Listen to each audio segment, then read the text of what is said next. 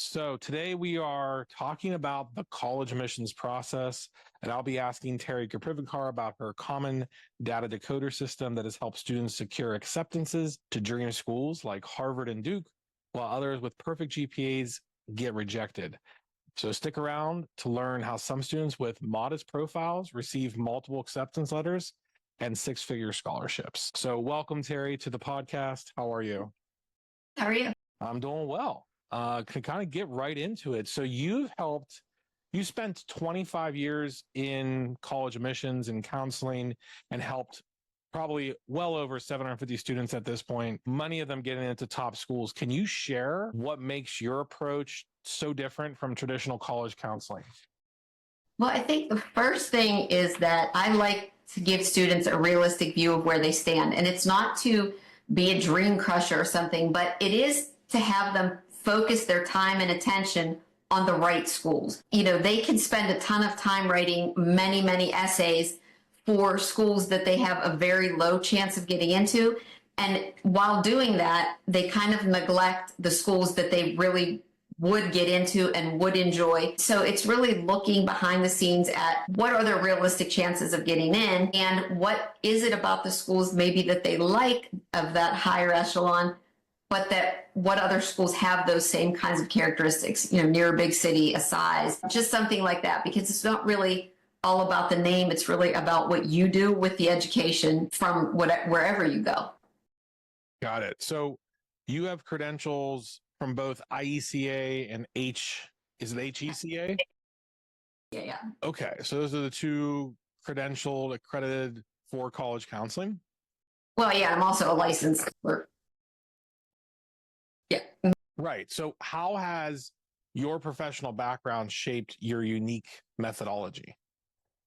Well, I just think that I've worked at different types of schools, an inner city school, a school that is lower income, that has maybe like a 40 to 50% of students going to college, and then two higher level schools. And so I've seen over and over kids that have not gotten into schools and kids that have, and it really starts to, you know, it doesn't give you an absolute of who's going to get in and who's not, but it does definitely show trends, and it shows trends of those same kids, other schools they like, and you know how to help them see that it doesn't have to be the school name that's important. It has to be what you do and how you can maximize your education.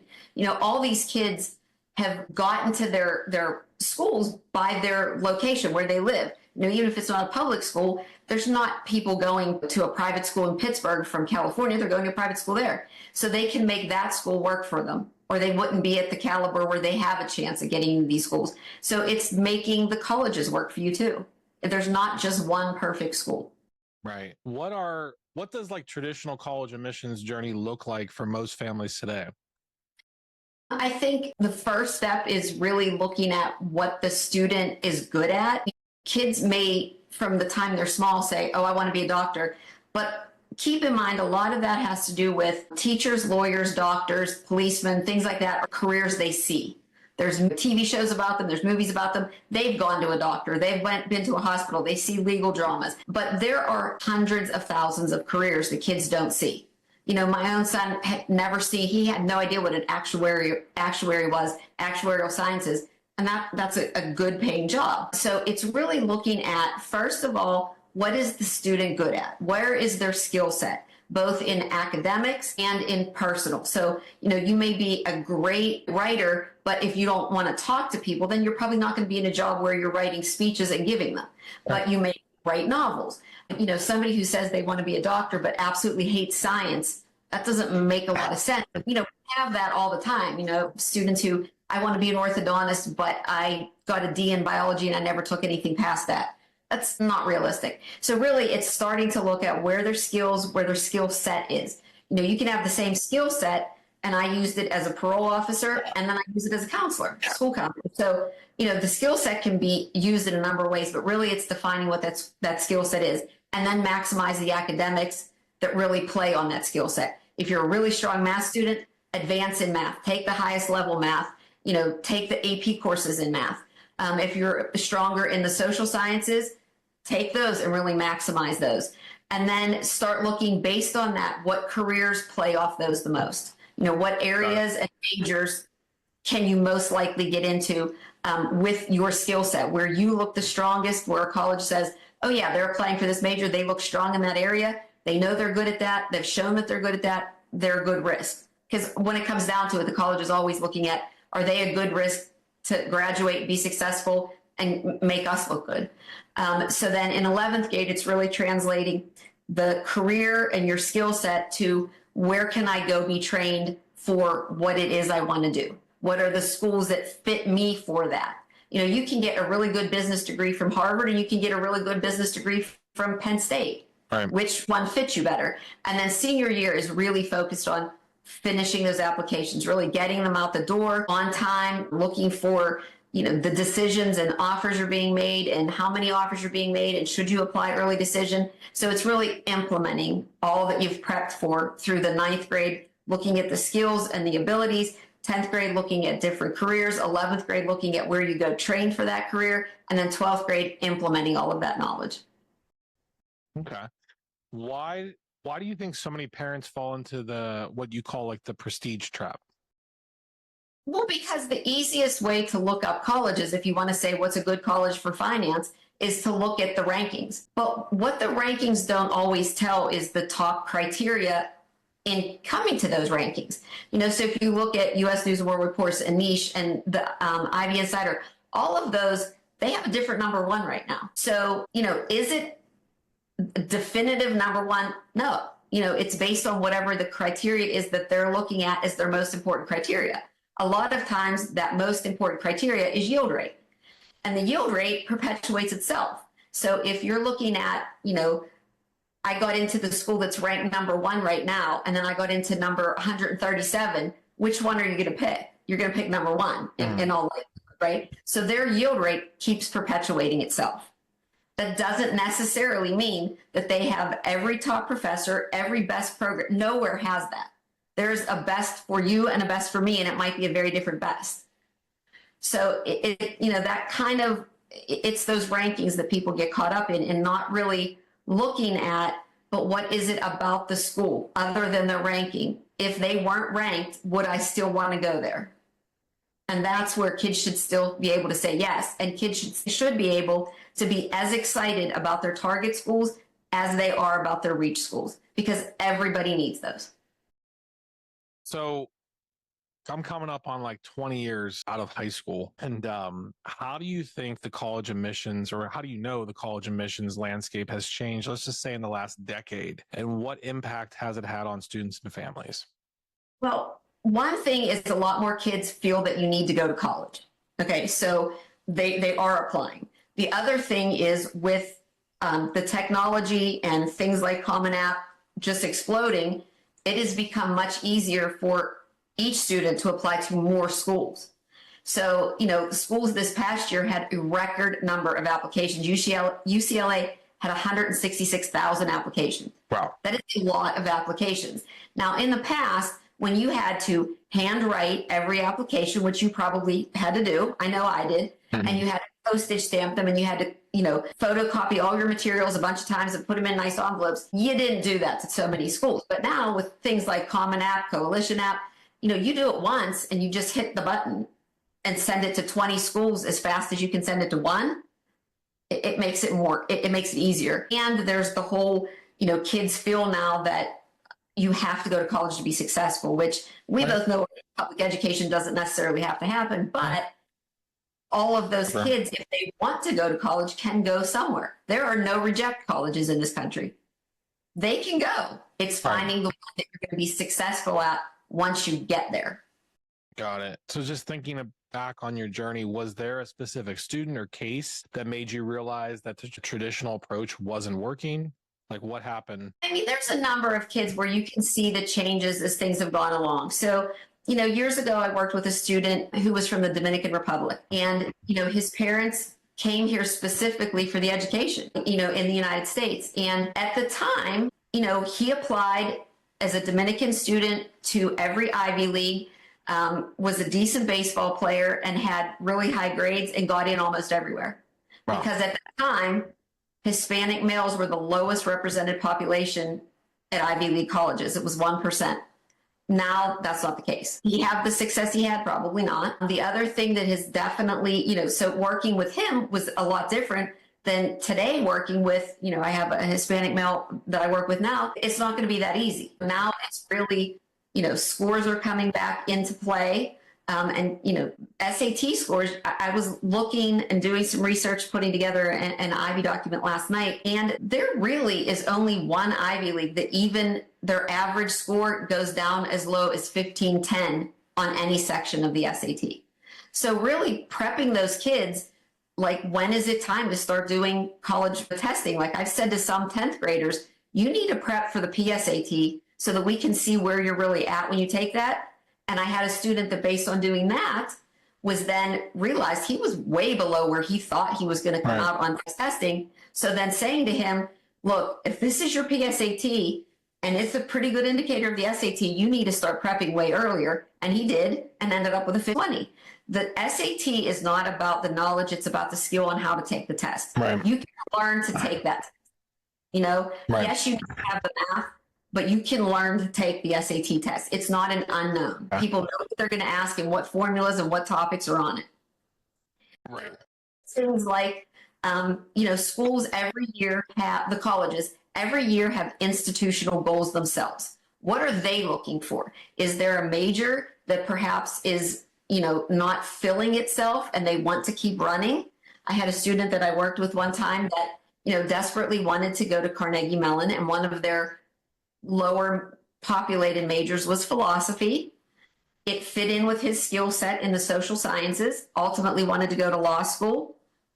That fit perfectly. You can go to law school from any major. You just have to do well on the LSATs, which again is a known test that there's strategies on taking. So to get into the school, he applied to, that major. There's kids who have applied to Penn State for years into the agricultural sciences major that really didn't want to be in agricultural sciences. But then there's also, you play the recruited athlete. I have my own nephew had 34 offers for Division I high prestige, including Penn football. And so, there's nothing anybody can do to kind of make that their ability. That was a natural talent. That was a natural ability. He's 6'4", muscular, kind of incredibly athletic. You're not teaching that. So it's really working with that other group of kids who don't have that in, and what can they play up? Can they play up their community service? Can they play up how their community service led into them creating a nonprofit that led into them? It's about leaving a legacy in your community. If you're saying you want to be a part of a college that really values community, then you need to show that you were part of your community. Probably most recently, I had a student who had targeted a school and didn't actually even apply at first, thinking there was no way he could get in. And I ultimately said to him, you have an offer you're happy with, but let's just look at this. Here's an institutional goal of theirs, is to keep students who come there in the area to then help the businesses in the area have really qualified students. And he said, really? I said, yeah. So research the area, make your connections to it, why you know that these companies are in that area. Those are places you'd be interested in interning and then working. You like the area. He's going to that school, actually. That's amazing. Mm-hmm. It's doing what they were looking for and showing them that he was that. You've mentioned previously, when we've talked to students on different calls, you've mentioned the common data set. What exactly is it, and why don't more families know about this resource or how to use it? Well, I think that the common data, first of all, it's a set of data that every college has to report every year. So all you have to do is Google common data set and the college, you can look it up. I think it's a lot of information, and you need to know what information is relevant. So for first application students, it's section C. You can skip the rest of it, because if you start trying to look through A and B, you're going to be like, this is a whole lot of stuff I don't need. This doesn't relate to me, which is true. It's other data they're giving. But section C is the first application.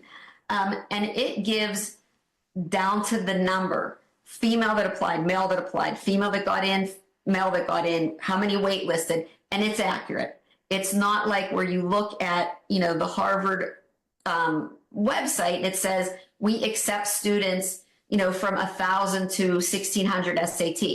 That may be the case, but I'm going to tell you that the person who's 1,000 was somebody who got a perfect math score and took the TOEFL instead of the verbal. You're not getting into Harvard with 1,000 SAT. Right. That's not happening. So if you look on the common data set, it'll tell you that 96% of the students scored 700 and above, and then another 2.5% scored 600 to 700. So then you're looking, there's like 0.6% that scored lower than a 600. I can almost guarantee you those were athletes. So, that just have to make minimums for NCAA to be eligible. But when you're looking at that and you see 98.7% had this high above or better of an SAT, if you're nowhere close to that, is that a good place to spend your time writing 4 additional essays? No, it's not.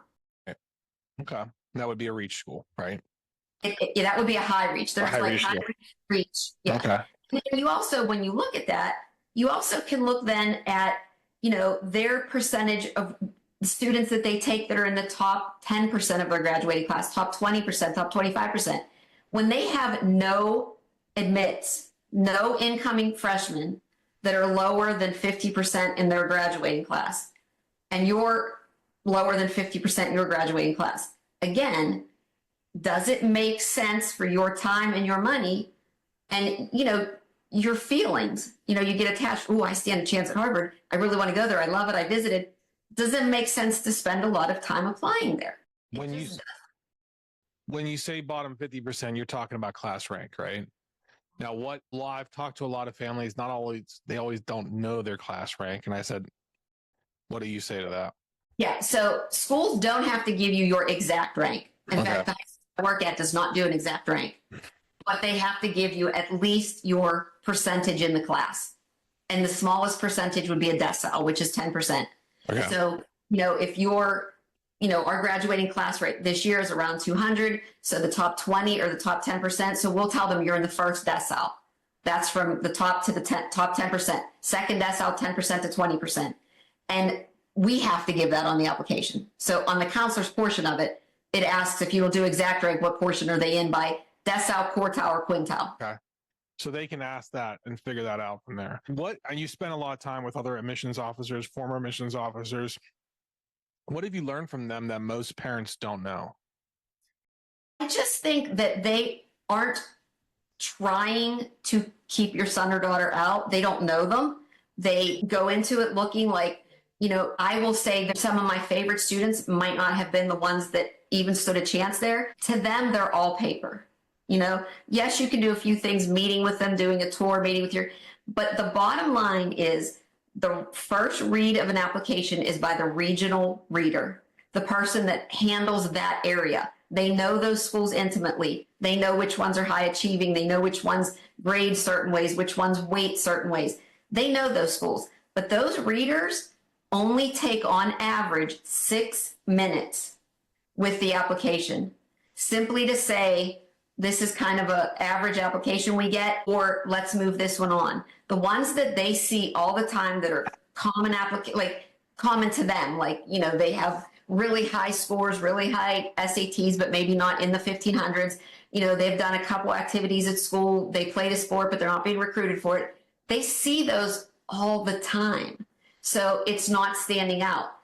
It doesn't make it past that first 6 minute read. And then it doesn't go anywhere else. The only ones that go to committee are that. I was just, like I said, I was doing a document last night. There are 25,000 valedictorians in the country, in the United States. If you put every Ivy League spot together, it couldn't take 25,000 students. So that is something that's not, I'm not saying it's not impressive, but it's not unique or uniquely impressive to them. There was a student in the area in Pittsburgh that actually found a cure for one strain of skin cancer. This was years ago. Is that uniquely impressive? Yeah, it is. Because he also had the academics and the scores and that. But a lot of people have those. A lot of people have those. And every parent is super proud of their kids. I know that. I'm a parent myself. Super proud of both of my kids. But realistically, I looked at my son and said, we're not applying to schools that you don't have a chance at. Like, you're just going to end up feeling defeated. You're going to end up down on yourself. And ultimately, you're not going to go there. Like, that's not where you're going to be. You're going to spend a lot of time for no reason. So once you've had these insights on how the entire process works, and how did you begin developing your methodology? Like, what was the process like for how you take kids through this journey? Looking at not just, kids will come in and it's almost universal. The first meeting, when you say to them, do you know what schools you're looking at? They rattle off a couple schools in the top 50 schools. But then if you say to them, okay, tell me without saying they're ranked high, what is it you like about that school? They can't generally tell you. Like, right. Maybe it's in Boston or it's an Ivy League. That's not why you like a school. Do you like a school because of a certain program? Do you like Brown because nobody has a major there? You can custom create a major. It's an open curriculum. There's no core requirements. You take whatever you want. If you want to take classes in 10 different departments, you do it. But if you're saying that that is your dream school, you should know that much about it. You should know it that intimately, that you can say, it's because Brown has this open curriculum. I can take classes in 10 different disciplines. I can custom make a major. I can do they have this, they have tea tasting, they have this tradition. You should know that much about the school. It shouldn't be that I like it because it's ranked high. What were some of the biggest challenges in implementing your data-driven strategy with some of the first students you worked with in the college admissions process? It's getting them to understand that the name doesn't mean everything. Like, if you go to a competitive high school, and this is kind of how I said it to 11, if you go to a competitive high school, like most of them do, right? Mm-hmm. Look at these schools. And they realize if they were the bottom of their class at their high school, where were they getting in? And they're like, oh, yeah, they're not going in. Well, if you're the bottom of your class from Harvard, and then you apply to med school, like, you're just going to be the same place. You want to go somewhere where you can comfortably do the academics, engage in the activities, have the right activities. Like I always say, if my son would have gone to somewhere where they didn't have a hockey team, he would not have been happy. That's all he ever did from the time he was 3 or 4, played ice hockey. He played on several teams. He played all summer. He played all the time. If he would have gone to a school that had no hockey program whatsoever, he wouldn't have found his people. He wouldn't have found that outlet. Kids don't realize they're in school almost 40 hours a week, like a full-time job when they're in high school. In college, a 15-credit semester is 15 hours in the classroom. What are you doing with all those other hours? Where can you become the best you in those other hours? So if you can't keep up and have to just study all those other hours, again, you're going to come out of there and maybe apply to the next school or to the job and not have the extracurriculars and the hobbies and the community service on your campus to impress them.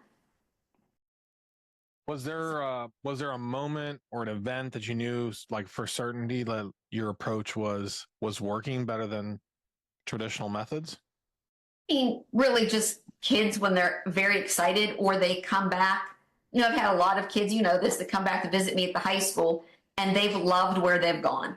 They've loved it. They've loved their experience. They're doing amazing things. I have a student who was initially between Johns Hopkins for undergrad and Pitt, and ultimately decided on Pitt because he said, it's cheaper. They're giving me a lot of money. I'm at the top end of who they're admitting, so they're giving me money. I'm very average at Johns Hopkins. They're not. Knew he wanted to go to med school, so he was going to need more school. He's a cardiothoracic surgeon in California. He's very successful.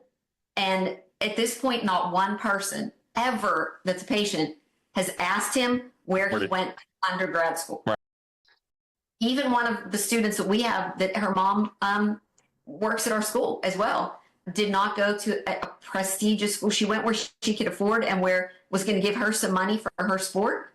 And she is now a pediatric brain surgeon in New Orleans and doing very well after 16 years of school for that specialty. Did not go to one of the, Ivy Leagues or highly selective schools. I mean, that's great. And kids come out of there successful, but kids come out of other places successful as well. So there's a lot of buzzwords going on in college admissions now. We've talked about the passion project, that being a buzzy word. We kind of describe it as being authentic, being a standout. The phrase we have coined is congruent outlier, right? That congruent outlier formula. Can you explain what does that mean and how is that better than the typical approach of being a well-rounded student, perfect at everything? So the colleges aren't looking for a well-rounded student. They're looking for a well-rounded class that's comprised of a bunch of students who are exceptional at one or two things. That's what they're looking for. They're not looking for that one student who is the best athlete, the best. That's not realistic. They want kids who know how to focus, know how to dedicate themselves to something, really love it, and see it through. So that's what I try to tell kids to keep in mind. You don't have to be exceptional at everything, but you have to be more than exceptional at the thing that you say is your thing. So if you think of it in terms of an athlete that's being recruited to D1 schools, they would stand out if you put them on a football field with a bunch of average kids, right? And run up and down. The student we had that went from our school to Notre Dame, every play was his name on the PA system, right? He had thousands of yards. Okay. But he stood out. He was exceptional. Mm-hmm. So whatever your thing is, you should be exceptional at it. You should stand out at it. You should have more knowledge than the vast majority of people on your exceptionality. And it doesn't have to be on everything. It has to be on what you say. So there's spikes and starfish. So spikes has one that they're like crazy good at. And a starfish has maybe a couple that they're pretty good at. And then, like a D1 athlete that, has dedicated her life to that sport, playing, training, that's a spike. Somebody who has, developed a cure for cancer and wants to go into medicine, that's a spike.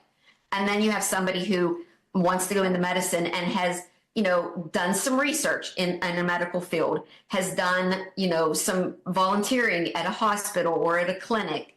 That's kind of like that starfish idea of a few things that come together to make you really good in that one area.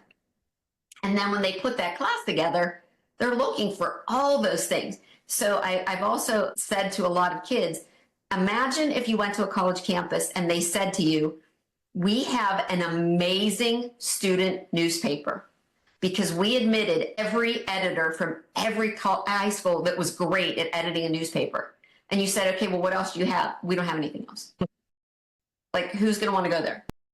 Right? So they are in the admission process looking for that editor, that tuba player, the swimmer, to keep their campus vibrant. Who can do ethnic dancing? Like, there's a lot of schools, that's a very competitive event. And cheerleading, believe it or not, I had a student that was a scholarship cheerleader at the University of Kentucky. And like that, she was just so good. She actually was on the first ever United States World's team that performed at the Tokyo Olympics. She is exceptional at that one thing. So the congruent outlier we just discussed, how did this change or transform your entire approach to approaching college admissions? Really looking at what each student is that passionate about and how can they show that passion. You can't just tell it. You can't say, I'm passionate about medicine, but you've not done one thing about an extra study in a class related to that or volunteer work or tried to get into research. You can't do that. So it's really identifying that thing and then really working on projects and programs and things to show your dedication to it rather than to say, I'm dedicated and highly interested in this. You have to show it. So if you're saying, I'm highly interested in going into business. I had a student one time he developed a program where we had identified that that's what he was interested in. But he said, that's hard because that's not research really. It's not one of the fields that research helps a ton. But what he did was went to the nursing home his grandparents were in, and he noticed that a lot of the people there were having a very difficult time with tax returns at the end of the year, getting them completed. So he trained a bunch of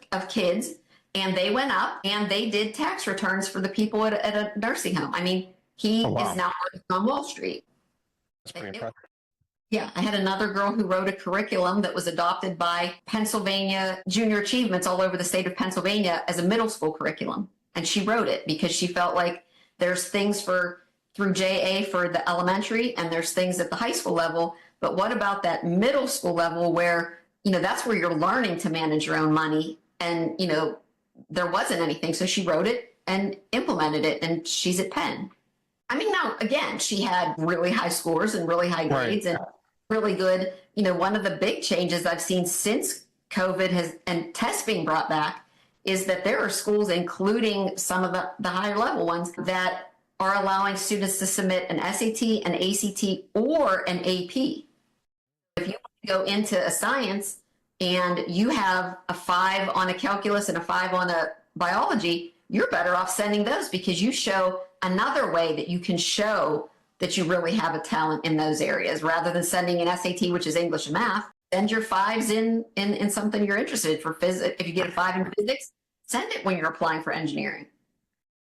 What kind of results have your students achieved using this methodology? They're getting into schools, and it's not even that they're getting in only to the high level schools. They're getting into schools they're happy at. And what to me, as a parent and as a counselor, that's more important because, I had a student who went to Georgetown one time and hated it. And it's nothing about Georgetown. She shouldn't have gone away from home. And we knew that when she was going.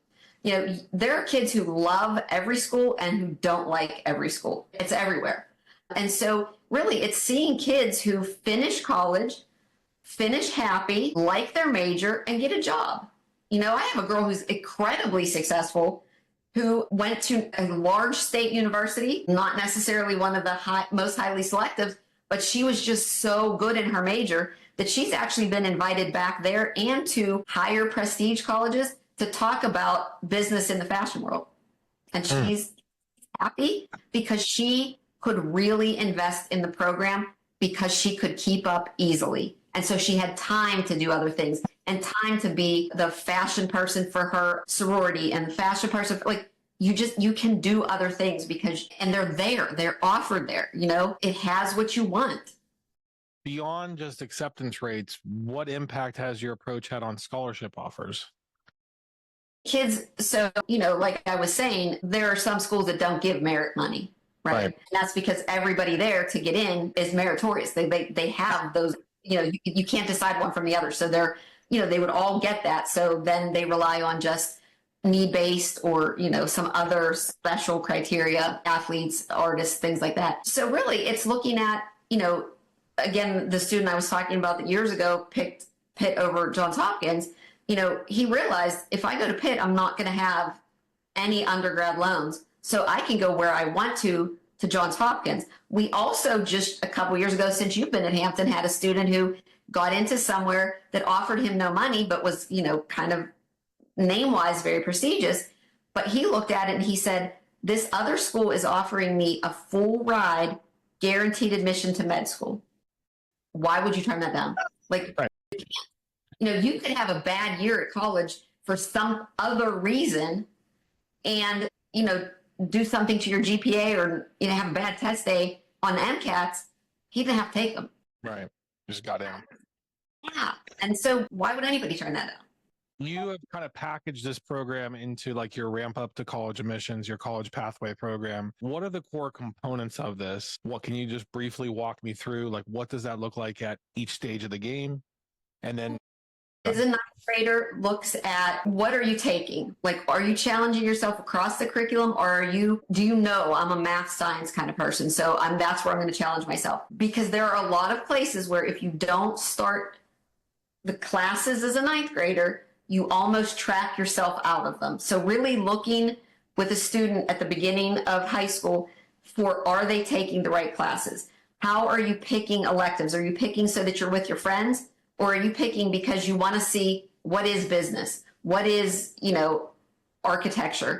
So really setting up the first year schedule, what it should be. And then looking periodically through that year at how am I doing in these classes? Am I doing well? Am I killing myself to do well? What have I learned about it? Do I still like this subject? Or was it like the middle school teacher that I just loved the teacher and I didn't really like the subject? Second thing is a lot of kids wait to join things. I hear this, my own son did this. Like, I'm not joining anything my freshman year. I'm just going to get used to it. That's a bad mistake right now in college admissions because you should be trying as many things as you think you might have an interest in and not doing things just because your friends do them or not doing them because your friends aren't interested in them. If you're interested in speech and debate, try it. And so that's ninth grade. And then really at the end, doing a true analysis, true of yourself with your parents of what went well, what didn't go well, what did I really like, what can I get rid of? Because you should get rid of some things you didn't like as well, so that you can focus more and devote more time and more leadership roles in the things you really liked. So if you joined, Spanish club and bocce and, like speech and debate, and you surprisingly found yourself really good at speech and debate, get rid of the other two because they'll take up time. Devote yourself to that. Maybe do one of the more prestigious debate camps to build your skill in that area. Show that you really like it. Practice public speaking. Maybe earn more NSDA points or make it to the TOC, which are that's the highly competitive form of debate. So really looking at then 10th grade, what am I going to get rid of? What am I going to keep? And how am I going to further show this path?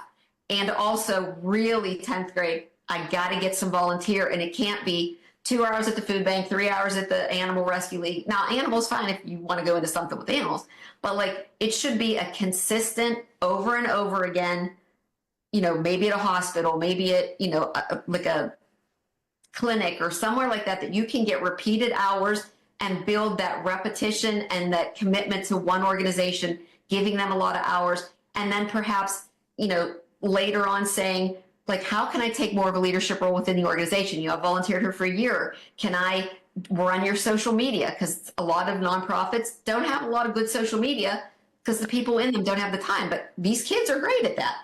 Can I do social media for you? Can I take more of a leadership role in your organization? It doesn't have to be a title. It has to be what you're doing.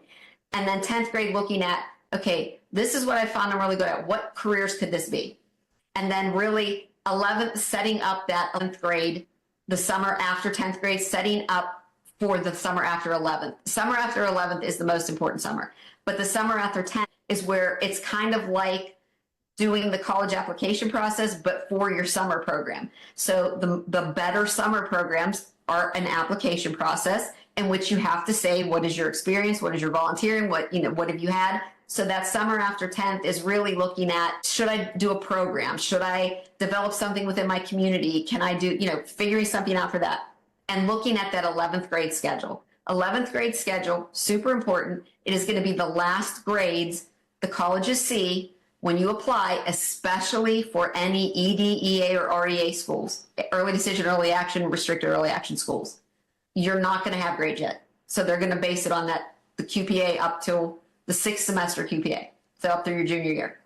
And then junior year, making sure it is the kind of banner year. So if you are going to apply as a business and your school has AP Econ or a CHS accounting class or something in the business area, are you taking it? You should be taking that and not 3 gym classes and a cooking class. So, show them what they want to see and show them the highest GPA you can get. If there's an elective that you need, but you can push it off till your senior year because it's not weighted, maybe do that, right. You get that. And then by December, you have to be looking at which summer programs you're going to target. If you want to go into medicine, are you going to target Hillman? Or are you going to target BU Rise? If you want to go into computer science, are you going to target MITES at MIT? Or are you going to target, there's a lot of summer programs specific to things, political science or, careers like that. Are you going to look at the Senate Page program? That's a great program, but it doesn't make sense for somebody who wants to go into medicine. They would be better off doing like a research program and the one at Hillman is paid. They get paid to do the research on cancer. And then you have that to present to a college. So you've actually done wet lab research. And then that summer is very intensive. It's, looking at what the college applications are, doing some ideation for essays and putting together what supplements do you want to do, which colleges, how many colleges does it make sense to do? If you are sitting at a 1350, I'm never going to tell a student not to apply to, a dream school that they just want to apply to, as long as they recognize it's a big jump, it's a big reach, but it doesn't make sense to apply with some stats to every Ivy League and then spend, between 4 and 6 essays for each one of those and then not do really well on the one essay at the school that you probably will get into. So, and really looking at that. And then getting them ready to apply and really looking at deadlines. You know, kids are not good, as we both know, working at a high school. Every high school deadline is flexible. Oh, Right. I forgot my money. My mom forgot to give me the check. Like, we're like, okay, bring it tomorrow. Like, it's okay. That is not how college admissions work. At our school, a couple years ago, not one of my students, but another counselor student was a day late applying to University of Maryland, and they did not take the application. Their deadlines are like their deadlines. Their deadlines When are- they deadline, and really, it's not just the college's deadline, but every school, every high school has their own deadline. Our high school is 2 weeks. You have to give us 2 weeks to process. Does it take us 2 weeks to actually process your application? No, it doesn't. But we also have to deal with crisis. We had days off for weather last week. We have other students who have applied. You cannot just be the priority. And, you know, there are certain schools, big schools. So University of Michigan, Penn State, Ohio State, that will get 100,000 or more applications that are all have to be there by November 1st. If every high school in the country is hitting submit at the same time, it's not your high school's computer system that's going to crash. It's going to be Common App and Penn State's. It Right. can't take all those at the same time. So we tell them 2 weeks so that we can try hitting it 3 days before the deadline. And it usually goes. The day of the deadline, they're not all going. You sit there, we call it being beach balled. The little, you know, thing looks like a beach ball, spins and spins and spins. Yeah. And then after an hour, it tells us you got to retry. And we could sit there all day and do that to the, you know, it's a lot. Yeah, we call it being beach balled. Basically, ideally, families should start early, right, in this process. They're early, especially if they're trying to target a top school. Yeah, I say any school really, because anywhere you go, you know, if you're targeting a top school and you put together an application that's pretty cohesive and competitive there, you're going to put together a really good application for somewhere that then may give you a bunch of money because you're going to stand out because you're going to just have more than just the average application that's going to them. What kind of support do students receive throughout the process?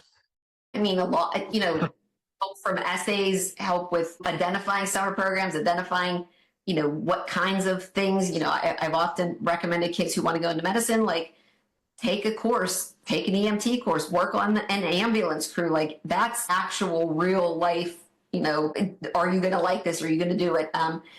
Kids who go into business, start a business. And a lot of these schools, you know, especially Stanford once said they don't really care if the business is successful. It's that you're showing the qualities they like of risk-taking and entrepreneurial attitude. Like they like to see a kid who will take a risk, start a business. You know, it's not just everybody can start a nonprofit and then, you know, it goes away when you go away. Like I say that you start something at your high school and it goes away the second you go away. That's not what anybody wants to see. They want to see, what have you given to your community that's sustainable for them? What have you started that can be carried on when you're gone? What's your legacy? Because then if you create one at your college, that's going to carry on. Only targeting things because of the name. Like that's, I say it so many times, but that's not a good method. It's just not. If someone listening wants the level of admission success that you offer, what's the easiest path to get started with your methodology? To you. Cool. See, that's, yeah. No. How often do you see the program paying for itself through merit scholarships? I mean, a lot of times. I think if you're looking, like being offered them or taking them. So that's a difference. Like if you get into a school that's like your dream school and they're one of the don't offer merit, as opposed like you could be offered more. Yeah. So yeah. And then again, but that also stands like, you know, we've talked about so many times with AP scores too. Right. Like, you know, showing them a talent in that area, getting out of a class, or just even being able to show, like, I want to go into engineering, I'm really good at physics and calculus, that's going to go a long way. And, you know, one of the biggest red flags that you can have at a selective school is you take a bunch of APs and you send no AP scores. You know, that was one of the things I went to a counselor's conference on that. And that's what they were saying. Like, it's not COVID anymore. Nobody believes you couldn't take a test. And if you're taking 9 APs and you send none, they know why. Yeah. They know. So it's better I mean, obviously not ideal, but it's better to send a passing a 3 of an AP test to your dream school if it's not a 5 than sending no score at all. Yeah, because they know you took something. I wouldn't send a 2 or a 1 because Yeah, right. reading into it that you did terrible or showing them you did terrible is I gotcha. like, you know, you don't want red flags to jump out right away at things. And, you know, the other thing that I think a lot of kids maybe do wrong in this process is, if you have something like that that could be a concern, you don't address it head on and truthfully, and you try to like skirt around it and make a whole bunch of excuses. Look, if they're reading 100,000 applications a year and they've been in business 50, they've read every excuse. Just say what happened. I didn't do well. I didn't put the, but then say, this is how I would fix it. Like, I know where I went wrong and this is what I would do. Just don't say, yeah, I just didn't study and that was what happened. Pull it off. Like, you got to, and the other thing, kids will hope sometimes that a college doesn't see that one F in your transcript. Look, right. You're trained to. They're going to see it. Address it head on and be honest about it, because that's the way to go with those things. It's not good to think they're not going to see it, because that's what they're trained to look at. And most of the schools, and somebody just asked me this too about those GPAs. Like, don't get so hung up in your high school GPA, because the most selective schools and a lot of other large schools too, they're not taking the GPA you send them. They are taking all that weighting off. They're pulling the classes they're interested in, and they're giving everybody, if they say an A in a regular level class is worth 4 and an A in a honors class is 4.25 and an A in an AP class is 4.5, they're doing that for every school in the country to even out your GPA, just like they even out the AP and the SAT scores. Because, our school weights at a 5.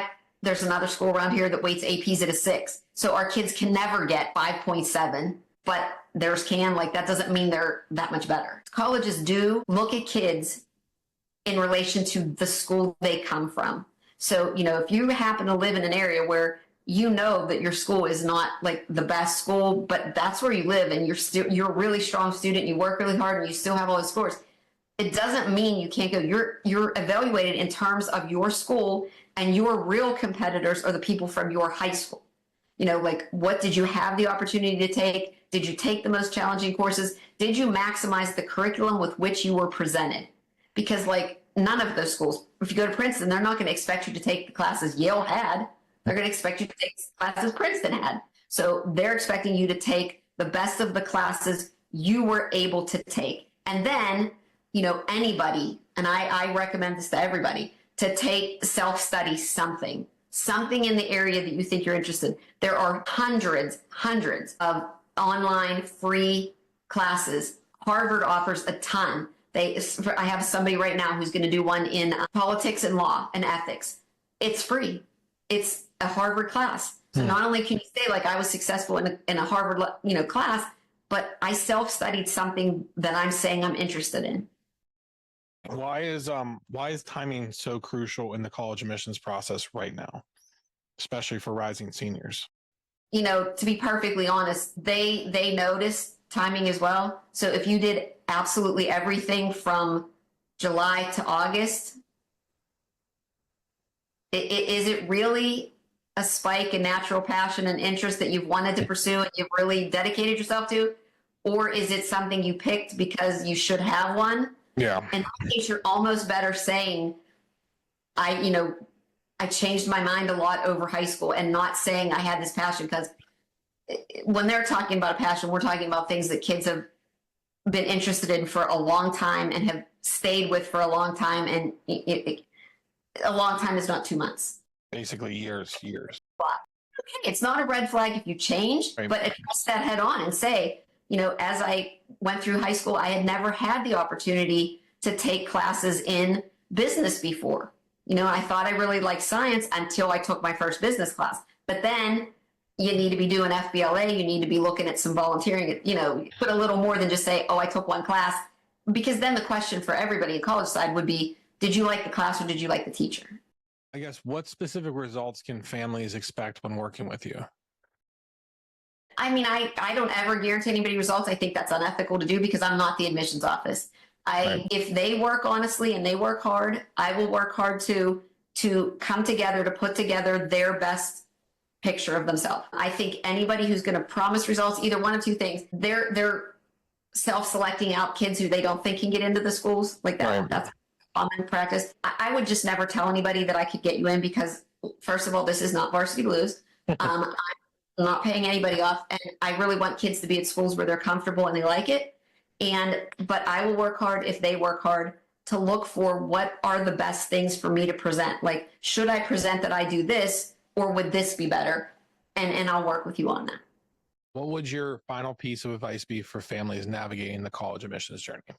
Try to enjoy it. And the two things I always tell parents, number one is anytime you do a visit, and these are kind of just like tips, right? Anytime you do a visit, don't get in the car and say, oh my gosh, that was great, how this, or I really love this. What did you think? Because kids want to please, right? First thing you should do, don't face his stone face and just say, so what'd you think of Boston College? How did you feel about that as compared to Boston University? And let them have the answer. The other thing, I think that kids at this age are super stressed about this process. Don't be the source of more stress. So when they come home, it should be their safe place. Make it an arrangement with your kids. Okay, Sunday night at 7 is when we're going to talk college admissions. You need to be ready to tell me what you've done, what your thoughts are, how far you've come, what progress you've made. And I won't spend every waking hour and every dinner that you have to be afraid to come to dinner because I'm just going to grill you about this. Right. They're stressed about school. They're stressed about hearing teachers talk about this. They're stressed about hearing other kids talk about it, and other kids talk about where they're applying and what their GPA is, and what. Give them a place where they can be comfortable and can be comfortable to say to you, look, I really liked IU. I know it's not as prestigious as U Chicago, but I really liked it. I felt comfortable there. I felt like this could be my home for 4 years and I'd be comfortable there. Because at the end of the day, you want your kids to be comfortable and like it and be successful from there. Thank you so much for joining us tonight. If you want more information, click below or one of the links below to book a call with us.